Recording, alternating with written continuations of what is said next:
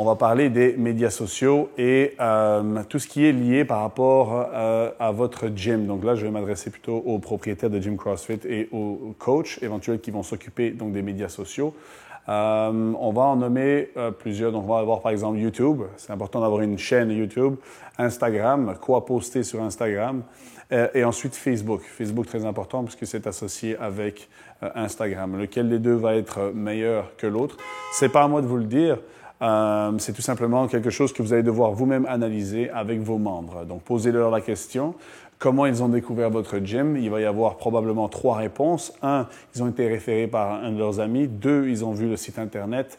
3, et donc les médias sociaux avec le site Internet sont un peu liés. Et 3, ils sont passés devant votre gym, ils ont été attirés, ils ont voulu rentrer. Alors, les médias sociaux. Pour parler de YouTube, vous allez pouvoir faire des vidéos, ce qu'on appelle des vlogs. Il ne faut pas montrer votre vie spécialement là-dessus, mais en tout cas montrer ce qui se passe dans votre gym. C'est important d'interroger vos membres. Alors moi, j'ai une suggestion de vidéo qui fonctionne très bien. Vous allez prendre un de vos membres et vous allez l'interroger avec 3 questions. Tout simplement, la première question serait « Comment était ta vie avant le CrossFit ?» La deuxième question « Comment est ta vie après le CrossFit ?» Puis la troisième question, à qui recommanderais-tu le CrossFit? C'est 3 questions qui sont absolument stratégiques puisque le membre va être très heureux d'en parler. Vous tentez de filmer ça sous la forme de 1 à 2 minutes. Si vous raccourcissez ça à des réponses de 15 secondes, vous allez être capable de mettre ça sur des stories Instagram cette fois-ci ou sur des posts Instagram qui vont jusqu'à 60 secondes. Ça, c'est important. YouTube vous permet d'aller plus loin. Parfois, les gens sont un peu perdus dans des vidéos qui sont au-delà de 3, 4, 5 minutes, évidemment. Donc, évitez de faire ça trop long aussi.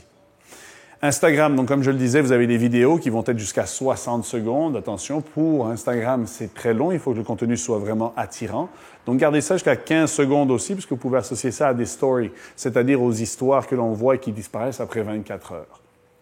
Instagram, c'est aussi pour les photos. Et dans les photos, tentez d'utiliser des photos qui sont professionnelles. C'est-à-dire, les téléphones maintenant ont des très bonnes caméras. Tentez de mettre des photos qui ne sont pas floues, qui sont claires et définissez ce que vous avez envie de montrer. C'est toujours écrire quelque chose.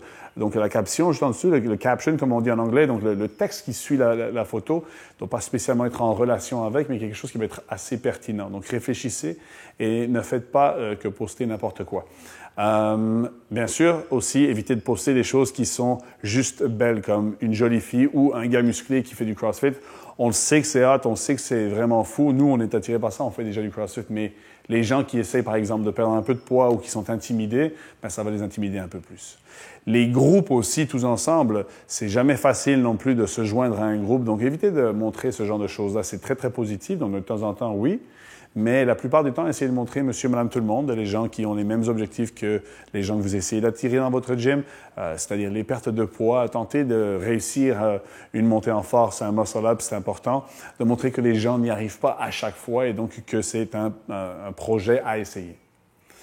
Ensuite, on a Facebook. Et puis Facebook, c'est très intéressant pour pouvoir poster des statuts et des idées et des vidéos liées à YouTube, par exemple, pour les partager et puis pour parler de différentes techniques éventuellement ou de votre philosophie.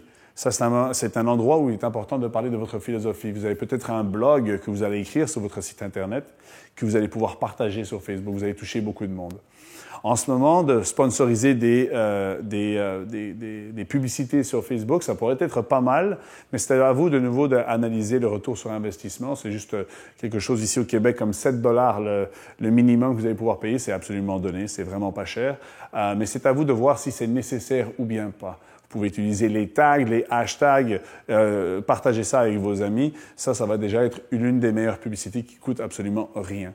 Si vous faites ça à tous les jours, à chaque semaine, à chaque mois, vous allez voir que ça va vous prendre juste quelques semaines et quelques mois pour pouvoir avoir quelque chose qui est bien solide, c'est-à-dire avoir des contenus qui font du sens. Donc, une expérience personnelle avec mon gym qui est Reebok CrossFit YOL, comme certains savent déjà, on a fait au mois de juin dernier quelque chose sur Facebook. Donc, moi, j'ai été écrire que quand on est CrossFitter, tout ce qu'on a envie de faire, c'est de parler de CrossFit. Et nos amis qui ne font pas de CrossFit commencent à en avoir ras-le-bol et se fatiguent de nous entendre parler de CrossFit. Évidemment, Eux, la raison pour laquelle ils ne viennent pas, c'est souvent parce que c'est trop cher, parce que ça peut blesser, ou bien parce que tout simplement ils n'ont pas le temps. C'est des excuses qu'on sait qui valent rien du tout, mais évidemment pour eux, et c'est un non catégorique. Ben, nous, ce qu'on a fait, c'est qu'on a demandé à nos membres d'aller chercher des amis à eux qui étaient sur la ligne à venir, presque venir au CrossFit. Et on les a invités à payer le mois de juin.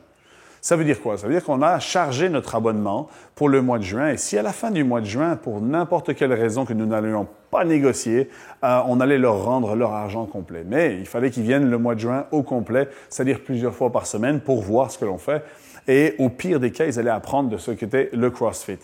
On a limité ça à 3 membres, donc 3 personnes, tout simplement pour avoir l'opportunité de les gérer avec nos coachs. On ne les a pas traités plus ou moins bien que nos membres, on les a traités comme nos membres, ils fait partie de notre communauté et ils sont venus au cours presque à tous les jours. En fait, on leur a donné notre prescription de 3 jours on, 1 jour off.